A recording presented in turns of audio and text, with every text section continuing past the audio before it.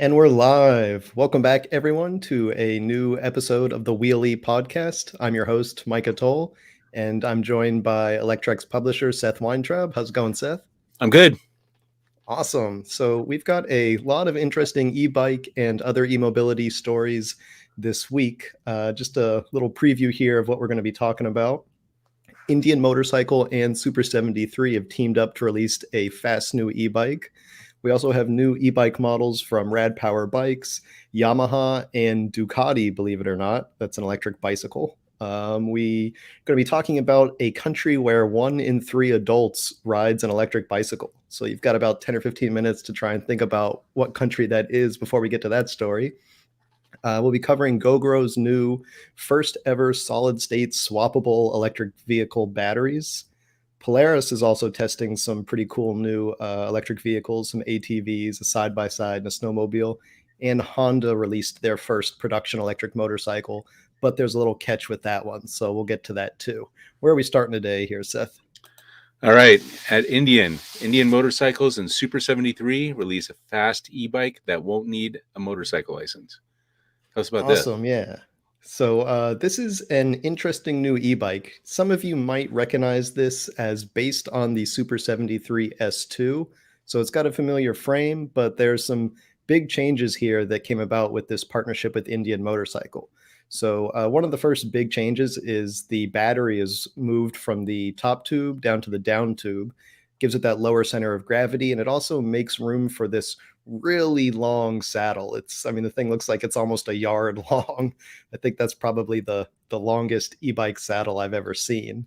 There's also a new headlight, looks like a new fork, and a gold chain, which I'm told is supposed to match Indian, though I don't know too much about Indian motorcycles since they don't have any electric motorcycles yet.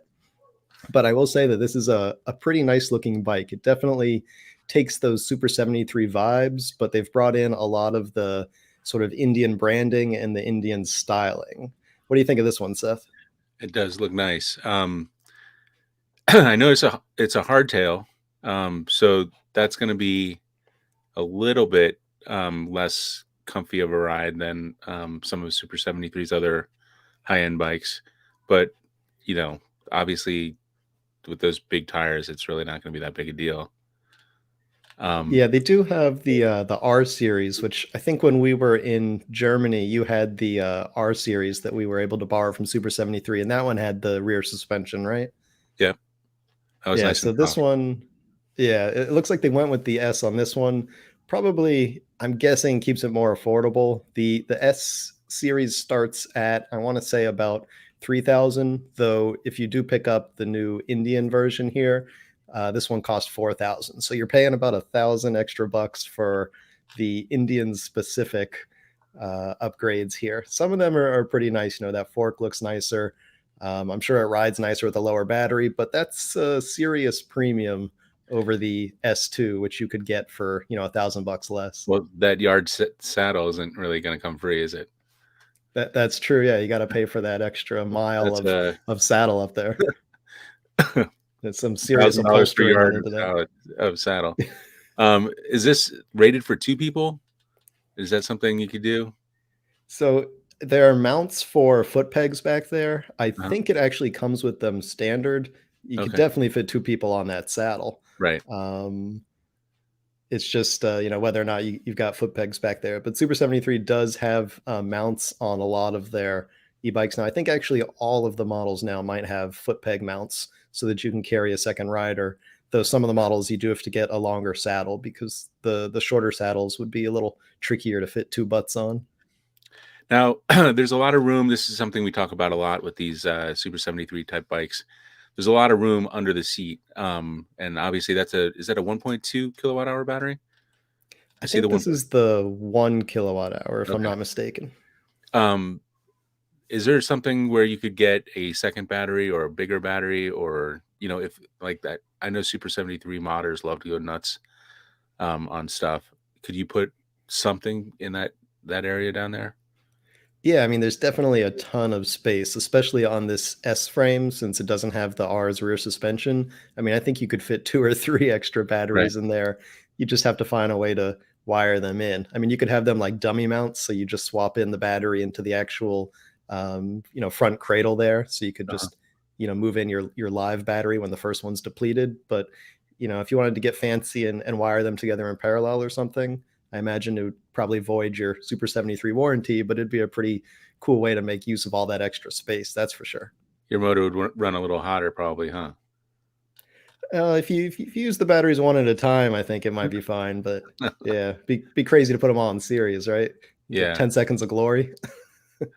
yeah, a little melted motor. All right, up next we have Rad Power Bikes launches a new low cost RadExpand 5 electric bike, replacing the Mini. Yeah, so this is the newest Rad e-bike. It's also the second most affordable now. So the Rad Expand 5 is $1,299. It's only $100 more than their most affordable bike, which is the $1,199 Rad Mission. And so this one is a very different bike from their Rad Mission, which is really their budget model. This one is a folding fat tire bike. The bike that everyone seems to compare it to is the Electrek XP 2.0.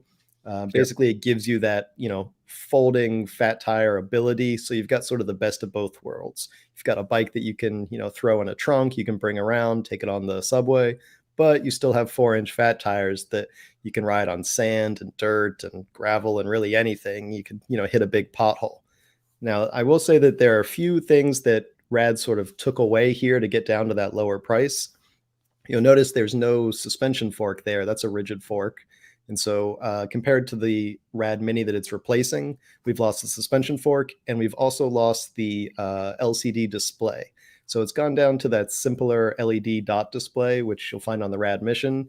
And, in my opinion, that's always been fine with me. Like, I don't really need to know if I'm going 18 versus 20 miles an hour. Like that kind of granular data is not as useful to me, I would say.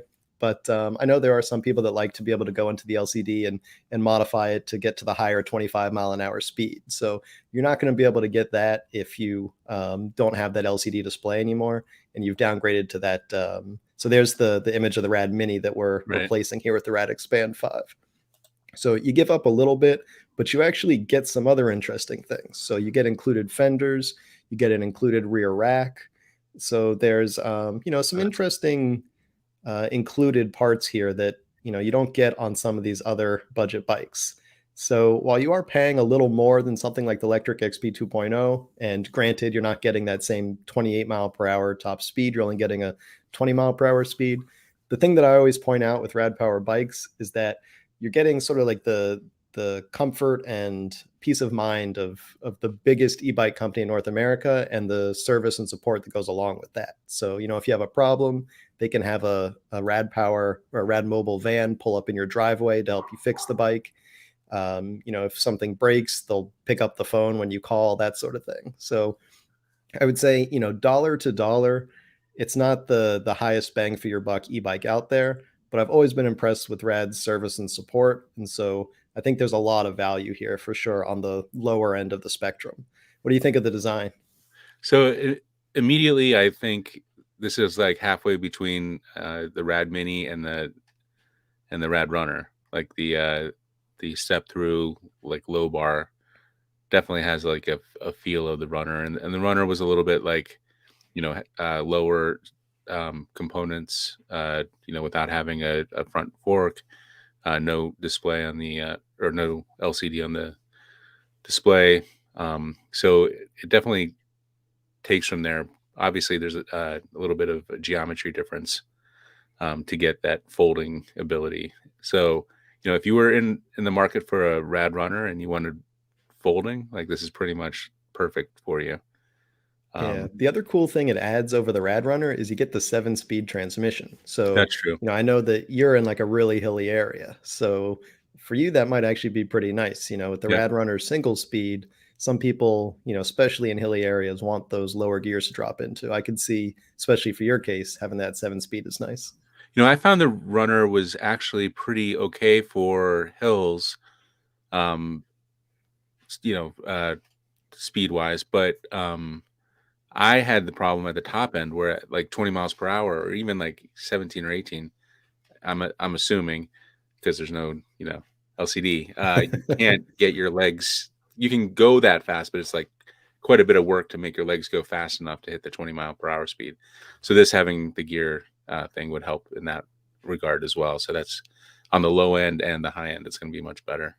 So that's great. Yeah, definitely. I've always been a fan of single speeds, but all the time when I write about single speeds, I see people in the comments, begging for a derailleur. So I definitely think that this was a way to address those concerns from Rad, especially for people that were interested in a Rad Runner, but maybe didn't want to upgrade to the Rad Runner Plus for like an extra, I think it's like 300, 400, maybe $500 just to Yeah. get that transmission. Though you do get, the nicer passenger package, the suspension fork, whatever, with the Rad Runner Plus.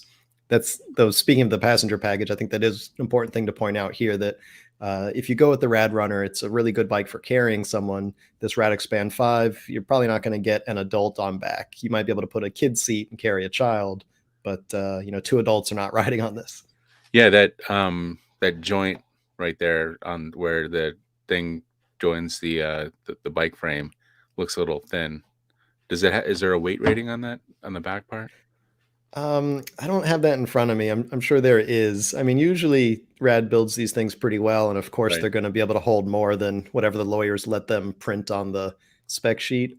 So I wouldn't worry about it in terms of putting like a 50-pound load back there. I think Right. that's probably going to be fine, but 150-pound person, maybe not. And then spoked wheels. I don't know if those are. Is there an option for like a mag wheel on this one? Rad hasn't done that on any of their models Okay. yet. I could see it potentially in the future. A lot of companies are moving to it. Juiced is big into it. Right. So I could see it. It just removes one more possible concern with, spokes loosening up or potentially breaking. Yeah, and But balance as well. oh yeah, absolutely. Yeah. Especially like if you just knock something and you bend one spoke, then your wheel can be a little wobbly. Yeah, that's been a problem for me at least a couple times. Yeah, so I could see that in Rad's future, but unfortunately, there's no stock option for any cast wheels or mag wheels like that. Cool. So when are we gonna get a review of this one?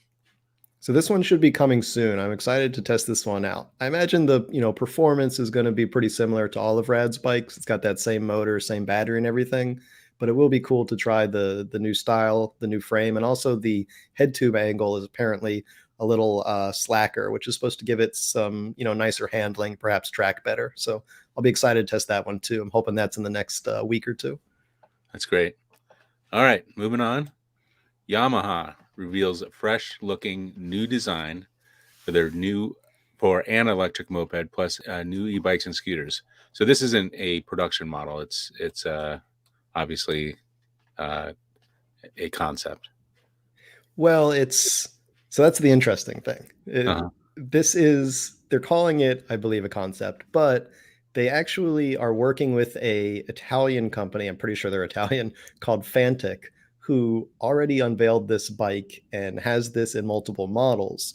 And now they've teamed up with Yamaha. And from what I can tell, Yamaha's basically taken their design and put a Yamaha badge on it. There seem to be a few small changes here and there, but really it's the Fantic. I think it's Isimo or Isimo. I'm not sure how to pronounce the Italian name. Hmm.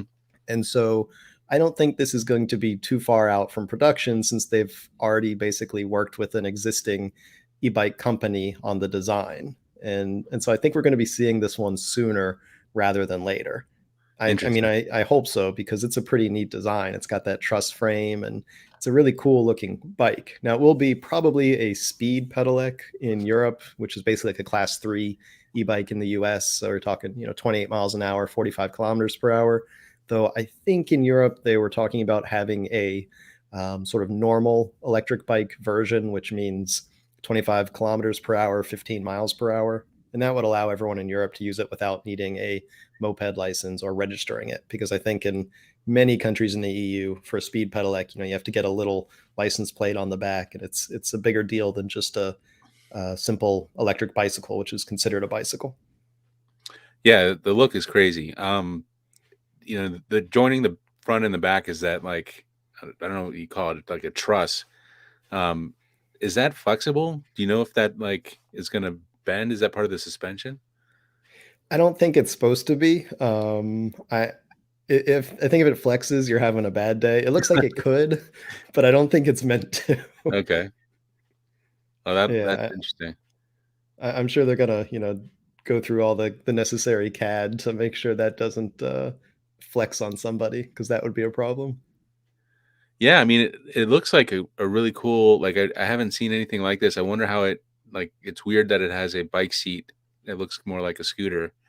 There's just a lot of, like, weird little nuances for it. If you're not watching a video of this, it's kinda hard to explain, like, it kinda looks like a front of a bike and a back of a bike connected by, like, a bridge almost. Um, and the bike itself has, like, fat tires, but, like, kind of like a smaller tread. And there's a lot of, like, just weirdness, about it, like, I don't know what that is on the front, why that front area has to be so chonky, I guess. Um, but, you know, there's obviously reasons for all these different, decisions. So there's some other bikes in this, Yamaha Switch On picture. Are we gonna see, Yeah. or these what's going on here?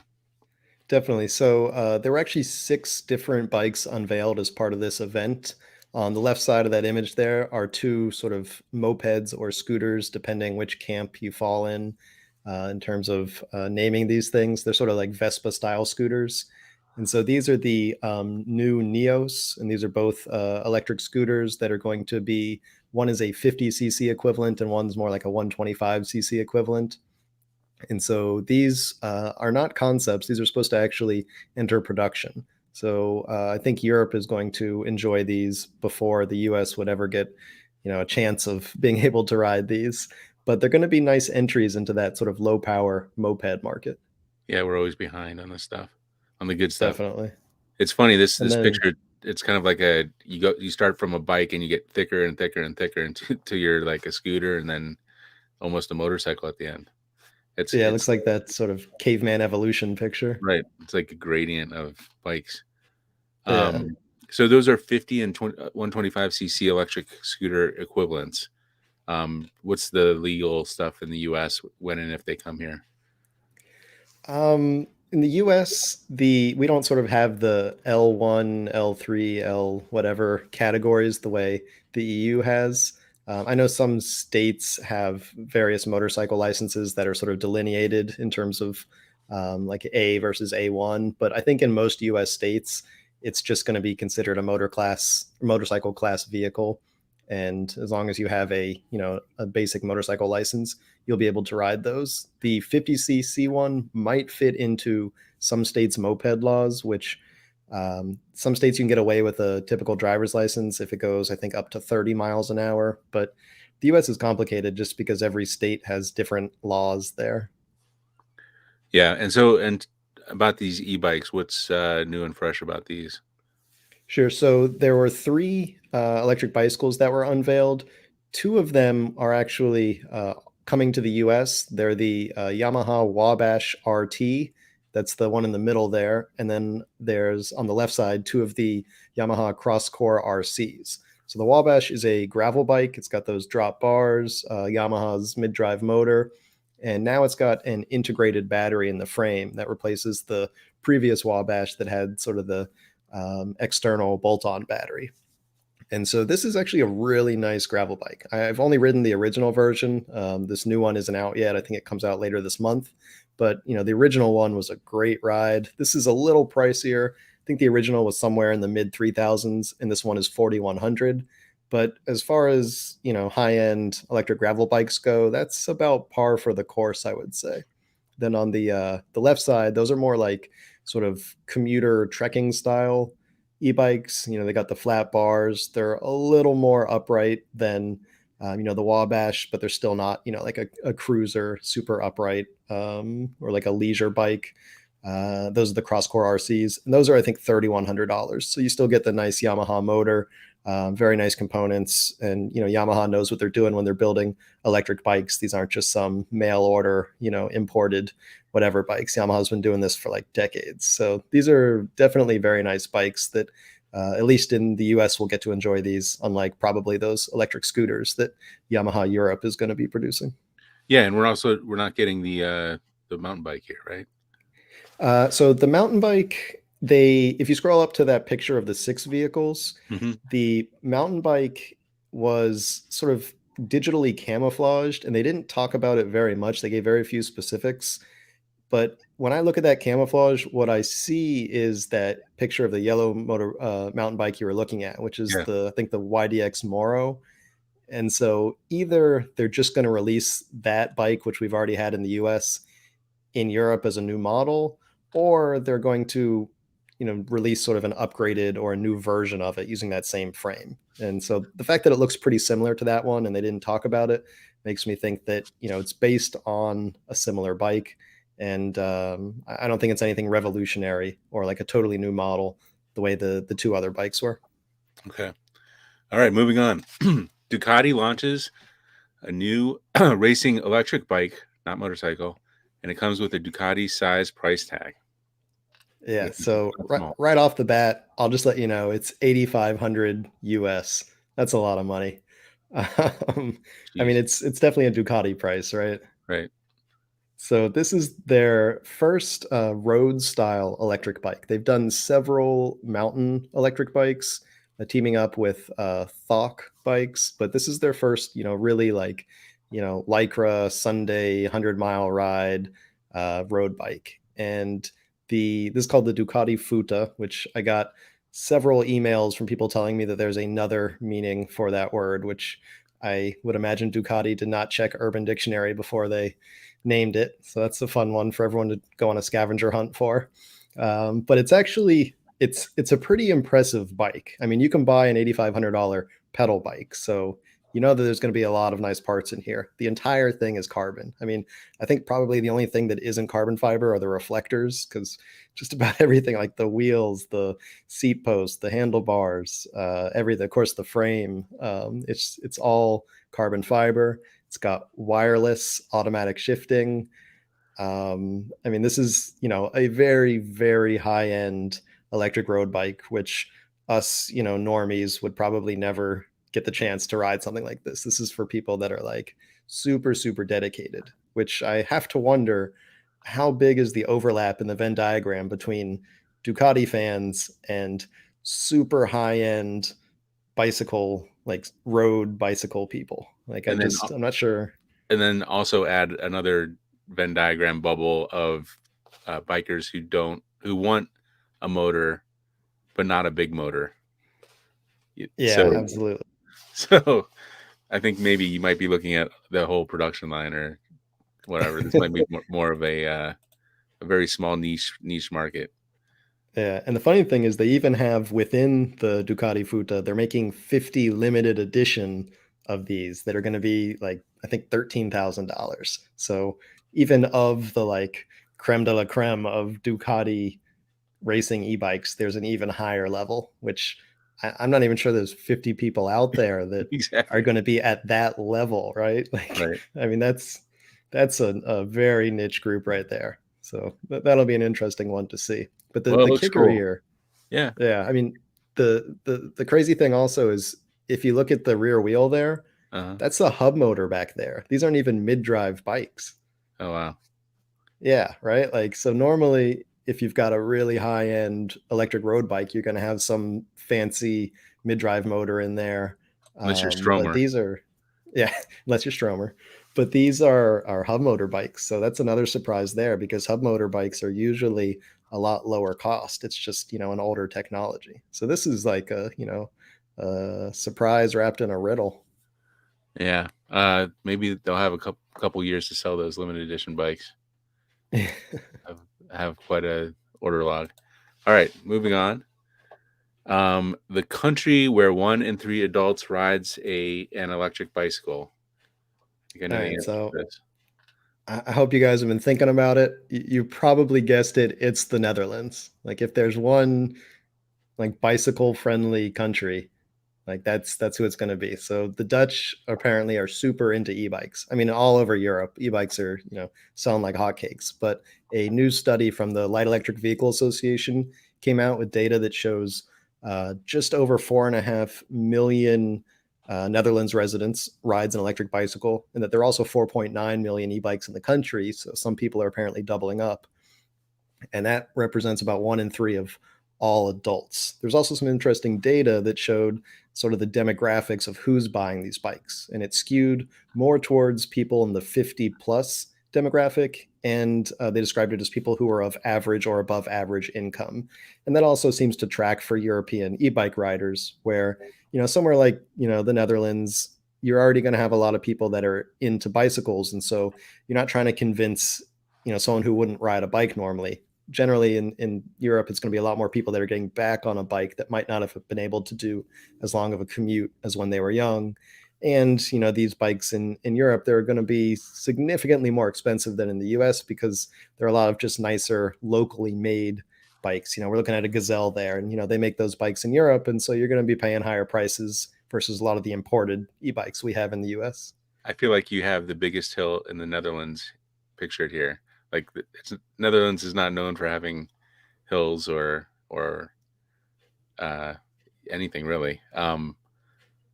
But electric bikes do help get going faster, and I think a lot of, especially the older folks, really enjoy that. Getting around really efficiently. So Yeah, definitely. And also getting to work without, having to sweat on the way right, there. I mean, I think we're both lucky that we get to work from home, but I know I wouldn't want to get to like an office job like dripping in sweat. And so if I right, could use an e-bike to get there and get in a little bit of exercise but not be all moist when I arrive, that's a big advantage for me. yeah. And this guy with the Van Move looks more like he's got the right idea there. Yeah, and check out those socks too, right? I I mean, know. I really like the he's got the sock. whole thing. I'm loving it. Yeah. All right, moving on. Um, Gogoro. This is kind of interesting. Unveils the world's first ever solid state swappable electric vehicle battery. I didn't even know solid state was like in production now. So this might be one of the first main solid state, main big company kind of things. Well, don't get too excited. It is Oh, technically a prototype, so they're not in production of, they're not rolling out hundreds of thousands of these things. okay. Just for background, in case anyone's not familiar with Gogoro, they are an electric scooter and electric battery company that makes swappable batteries that usually go into light electric vehicles like scooters, motorcycles, that sort of thing. And so they have battery swap stations where you just pull up in your scooter, you take out your depleted battery and you pop in a new one just like out of a vending machine, and you continue on your way. So you never have to charge at home. You don't need to charge anywhere. They're big into swapping, and they've basically become sort of the de facto battery swapping network for light electric vehicles. They've built over 1 million of these batteries, and they've got hundreds of thousands of swaps per day. So they've always used lithium ion based chemistry, but they just revealed what is the world's first solid state swappable electric vehicle battery prototype. And so they worked with a company called Prologium. It's also a Taiwanese company, just like Gogoro. And Prologium makes the cells. Gogoro makes the battery management system and the case, as well as the whole swapping infrastructure, the network, the swapping stations and everything. And what they're saying is that they'll be able to increase the capacity from the 1.7 kilowatt hours of the current Gogoro batteries up to 2.5 kilowatt hours, which is about a 40% increase. So obviously that means 40% longer range or 40% longer between battery swaps, all in the same battery case, which is of course going to be backwards compatible with all of the Gogoro electric scooters that are already out there. So this is, in my opinion, like a really big step forward in the Yeah. swappable battery industry. Uh, that's huge, actually. 40% in one fell swoop. So the obvious questions like what other advantages are, obviously more range is great, but um, are these less of a fire hazard? Do they charge faster? Um, will Yeah, they you've last hit more? the Say, nail on the head. okay, Yeah, absolutely. So the big advantage here is basically safety and charge time. So without getting like too nerdy here, the sort of dangerous thing with lithium ion batteries is dendrites that are basically like these sharp little like sort of crystal structures that grow within battery cells over time. They're very small and it takes a long time to grow, but very occasionally in batteries that aren't produced to the highest standards, they can actually grow through and puncture a membrane divider in the cells, and that's what causes a short circuit, and then a battery will explode. Now, this is very, very rare, like just super, super rare, but it can happen, and it occasionally does happen. We've seen electric vehicle battery fires. We heard about, what was it, the Samsung Note a few years ago where there was the big recall.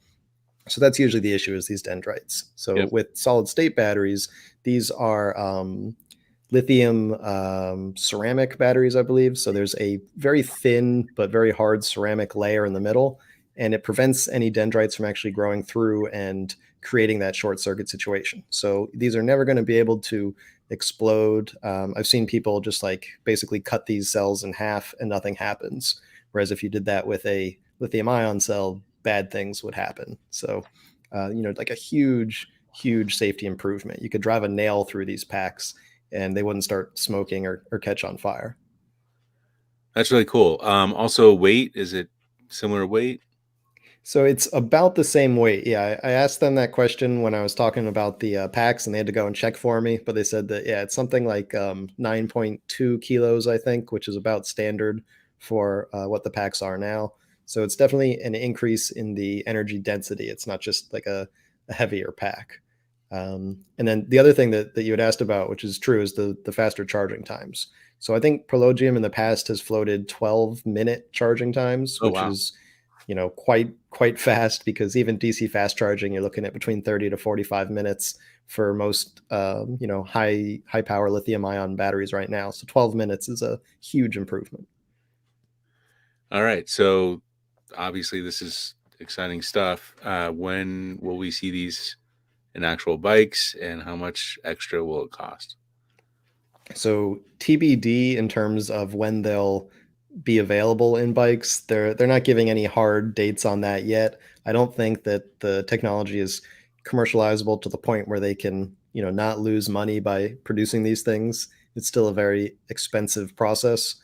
They floated that by the middle of this decade that they would be able to put 2.5 kilowatt hours in these packs. So I don't know if that means they'll be producing by the middle of the decade. We're talking like 3 years from now, or if that's when they'll have like the first ones that they'll use on a trial basis, but it might not yet be profitable. So that's still to be determined in terms of the timeline there. In terms of pricing, the cool thing about Gogoro is that you don't actually buy the batteries because you're just using the swapping network. So you buy a scooter either from Gogoro or any of Gogoro's partners, which they partner with companies like Yamaha and others that build other electric scooters around Gogoro's batteries. And that means you actually get a cheaper electric vehicle because you're just buying the scooter with the motor and no battery. And then you use Gogoro's network, and there's some monthly subscription fee that's either based on the energy you use or the number of swaps you do, that sort of thing. And any other news with Gogoro? Or have they decided to move up or down market at all, like e-bikes or small vehicles other than scooters? So I was actually talking to Horace Luke, Gogoro's CEO, and while he didn't confirm that there will be any like neighborhood electric vehicles yet using these batteries, he was really excited about that as a potential path, because once you have 2.5 kilowatt hours in a battery, I mean, small electric cars like what's that $5,000 car from China, the Wuling Mini, something like that. Yeah, that's like the GM. Uh, Yeah. So that one, I think it's like 9 kilowatt hours, the battery in right. that one. So I mean you could have four of these Four of those. Gogoro batteries in there. Right. And it's like, taking out four lunch boxes from the trunk and carrying them inside is the, equivalent. Though I guess in this case you wouldn't carry them inside to charge. You'd just put them in a swap station and immediately swap them. But I'm even like motorcycles. I feel like four of these would fit in a motorcycle and could, you know, be interesting. Oh yeah, definitely. I mean, Gogoro, they've been expanding with partnerships with major manufacturers in India.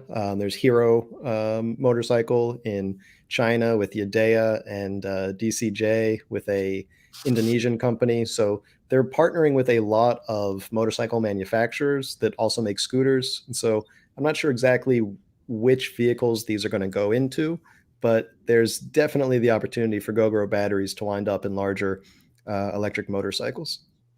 Yeah, I mean, if you're an electric vehicle manufacturer, it almost, it's kind of tempting to just like, hey, we're not going to deal with the batteries. Let's just make the vehicle and let Gogoro basically pay for it. Absolutely. And so, if we can just one other quick little nugget about Gogoro before we move on, this was Okay. a really cool story that it didn't get a ton of views, but it's a really neat story that in Taiwan early last week there was a nearly nationwide power outage. So almost the entire country was without power for about 9 hours. Wow. Gas stations shut down because they couldn't pump gas. People couldn't charge electric cars unless they had off-grid solar. But the only thing that was left running were thousands of Gogoro's battery swap stations. So anyone who had a Gogoro scooter or like a Yamaha or an Ion or any other scooters that use those batteries could still roll up and swap batteries just like normal because the stations are actually powered by all those dozens or hundreds of batteries inside of them. So they just kind of island and then they can run for a few days on their own power, which that was a really interesting real world test. Yeah, I wonder. So if it can do that, obviously, you put one of those stations somewhere, and you got like load bearing. You could, during like a super peak, you could have it sending power into the grid. Um, like Yeah, absolutely. at a rare time. So I wonder if that's something Gogoro's. I'm sure they're pitching that as one of I, their capabilities. Yeah, I think they already have that functional. In fact, they've talked about how they can actually pump back into the grid in cases of nationwide emergency, that sort of thing. And so it's already an advantage of those swap stations that they can do that and flow both ways. Yeah, can't wait for those to come to the U.S. All right, moving on. Polaris shows off test vehicles for electric ATVs, Razor side by side, and even electric snowmobile. Now we should note Polaris, I think, owns Indian, right? The Indian brand. That's a good question. I'm not positive about that, to be Okay, honest. Yeah, I don't know too much about Indian. I know they're working on electric motorcycle, but until they have one, I don't right. have so much of the backstory. Cool. So So yeah, these look pretty awesome. yeah, so these are just test vehicles. Polaris was very careful about saying, they're not committing to producing these yet, but they did show off that they're testing multiple new electric vehicles. And this, of course, is after their already in production Polaris Ranger Connect XP. That's the electric UTV that they're making. So that one's, already in development or already in production, rather, that they worked with Zero Motorcycles to put basically a zero drivetrain into an electric UTV. And now they're showing off these future test vehicles. So, we've got two different ATVs there. One is a child size ATV, one is an adult ATV. We've got that side by side RZR, which is going to be a lot of fun looking. Again, they don't say that this is definitely going to become a vehicle, but by looking at how far along they are with these test vehicles, I can't imagine them, giving this up because that just looks like too awesome of a product right there. And then they also have a one of the Polaris snowmobiles that they're working on an electric version of that one. So they're hard at work on multiple different electric vehicles to follow on the success of that electric Ranger. Yeah, it looks like a lot of fun. We had heard or seen Montreal-based Taiga had a snowmobile, but I think this is the only other one I've seen. Yeah, Yeah. so this, I mean, it could be a while before it comes out. Taiga's already in production, Right. so hats off to them because they've spent years in development, and so deservingly they've got that first model. But you're right that this would be an interesting sort of challenger to that, and of course Polaris is a very large publicly traded company with a lot of resources behind it that could seriously expedite this development process. Not to mention the fact that they're working with Zero, and so it's kind of like those companies that partner with Gogoro and they, borrow Gogoro's batteries to build electric scooters. So that's sort of what Polaris did. They have the vehicle expertise. Zero Motorcycles has the electric battery and motor expertise, and together they're making some pretty awesome electric off-road vehicles here. Yeah. And it'll be nice to see these go into production. And Polaris, they're the ones based in Minneapolis or near Minneapolis. Yeah, exactly.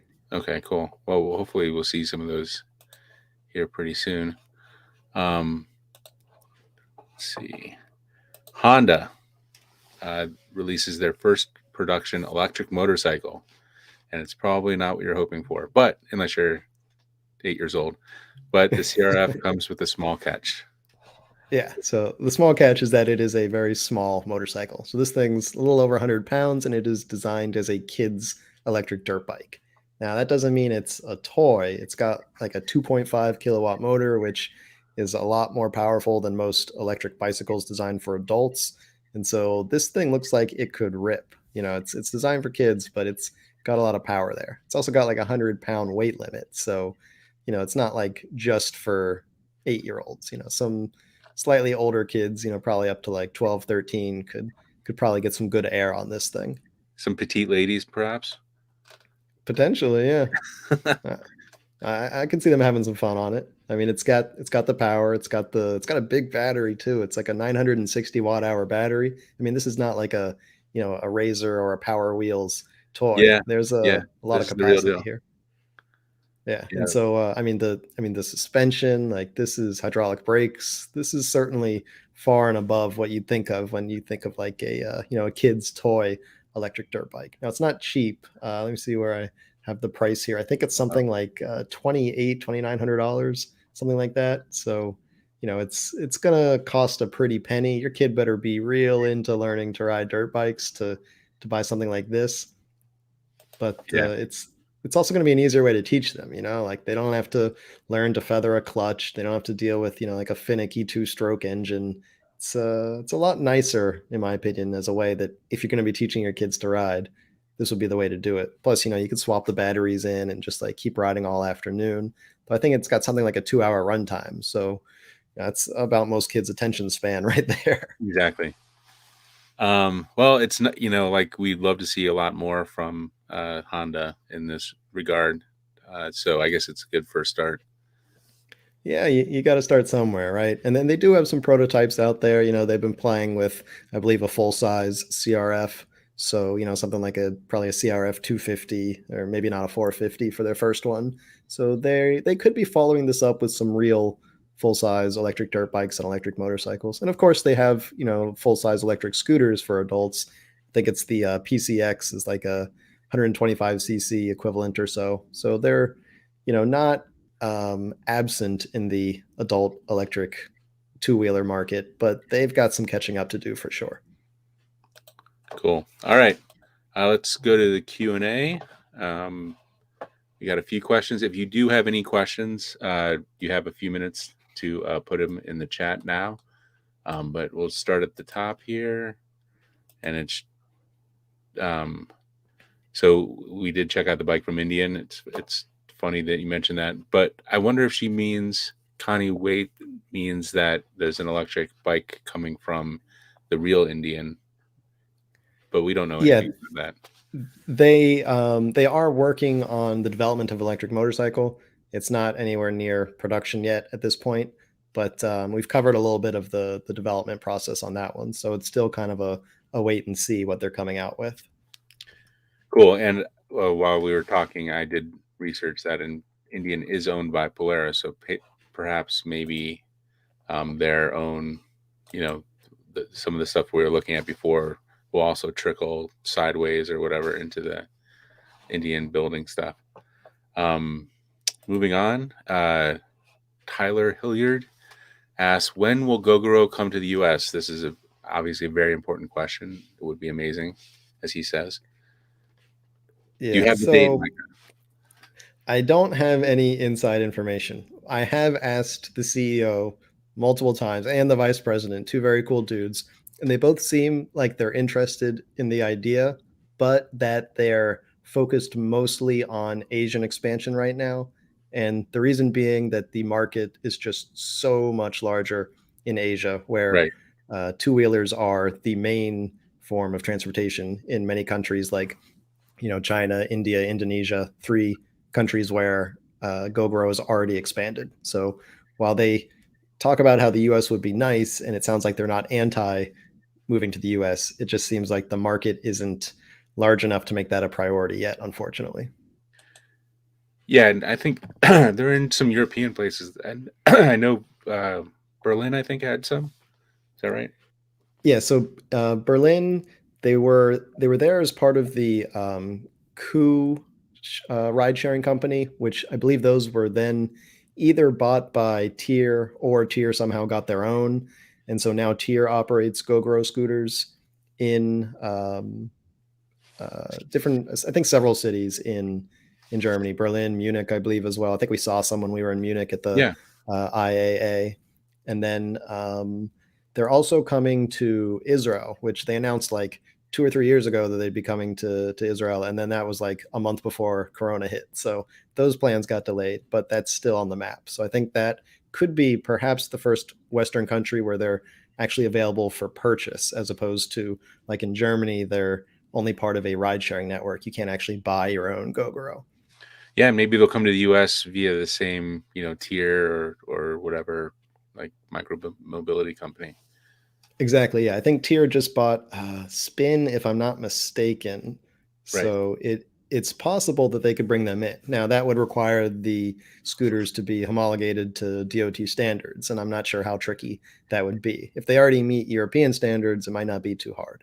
Well, I think Spin they bought the company that was kind of owned by Ford, the micromobility company, Right. which I think is Spin. Yeah. And if that's the case, they probably have some expertise in US homologation, but I don't want to make any assumptions there. All Yeah. right, moving Fingers on. crossed. Yeah. Polaris does own Indian. Yep. Thanks, Mark. What electric snowmobiles come to? I don't know what those words mean. All right. Extreme range anxiety. Who's going to tow you today? I don't know what that is I either. think that's related to the Polaris off road, like the side by side. I think like if you run out of charge in that, how do you get towed home, kind of thing. I think that's Yeah. where he was going with it. I guess I don't know. Indians are red and have a sharp look and longer lasting battery. Hmm. Okay. All right. Leroy Jenkins. Why does that name sound familiar? Do you think Yamaha will make a new WR250R or WR300R or an electric WR250?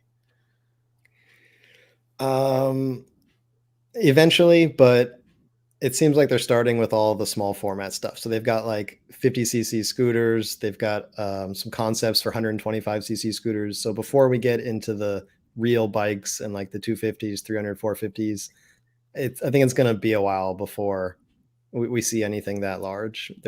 The company just hasn't shown any interest in sort of real full size electric motorcycles yet, at least not on the production side. They may have prototypes for these things. We've occasionally seen hints of that. We know that they're working on a battery, a swappable battery consortium that Yamaha joined with, I believe it was Kawasaki, Suzuki, and Honda. So, those bigger bikes might require something like that. It's possible, but I don't see it happening in the next few years. Yeah. If you are looking for an electric bike in that range, I guess you don't have a lot of options. Maybe the Zero FXE or whatever. Yeah, or the FX. Unfortunately, Alta, rest in peace, is no longer with us. So there's not a lot of options. There are a few Chinese options coming. There's that new Suron Stormbee, which is their higher power one. Oh yeah. However, that one seems to be, I'm not sure what the production story is there, because there are multiple models around the world now. Like I think the dealer in Australia got one. I've seen them in a few places. I think the Tel Aviv dealer might have gotten one too. I need to go Oh, check that out. But I don't think they're actually in full scale production yet. I think they made several sort of production prototypes and sent those out to dealers. So there are some interesting bikes coming in that sort of realm, but I think it's going to be a while until we see one from Yamaha. all right. Steve Sauer or Suzer says we don't have the same market for scooters in the US, which is obvious. Yeah. It's like microscopic compared to Asia. the tidal wave of scooters in Asian countries. Yeah, it's true. It's sad because scooters are a great way to get around inexpensively, especially, if you're complaining about gas prices, electric scooters way to go. All right. This might be our last question. Randy Green says, whatever happened to the Damon electric motorcycle? You familiar with that? So yeah, that's an interesting one. So we've covered Damon several times. They unveiled at CES 2020, I guess. Yeah, it was like January of 2020. They unveiled the Damon motorcycle. It's a super tech infused, really awesome looking sort of Street Fighter electric motorcycle. Something that would certainly challenge Zero and Energica. It's got some neat features like 360 radar that would, kind of like in a Tesla, let you know like what cars are around you. It's got it's supposed to like morph so you can sort of move the foot pegs and the handlebars in the saddle while you're riding to get a different sort of sportier, more relaxed seating position. However, in the last few years, like all we've seen is sort of like, press releases like, oh, we're going to like add this to the model and we're going to like start production eventually. And I think the last press release I saw was that there was going to be a new facility being built for production in Vancouver. It's a Canadian based company, but I haven't actually seen any progress on production in over 2 years now since the unveiling. And, I know they've taken reservations, but without any real progress, it's got me a little bit worried that this could be, borderline vaporware kind of thing. Maybe they'll come through, but we haven't seen it in years, and I'm starting to get a little worried about Damon. Yeah. Maybe some of the folks over there can reach out and give us an update. All right, I think that's it for today. You want to take us out? Sure thing. So thanks for watching, everybody. We will be back in another 2 weeks, where every fortnight we talk about the latest electric bike and other two-wheeled electric vehicle news. We'll catch you guys back here next time.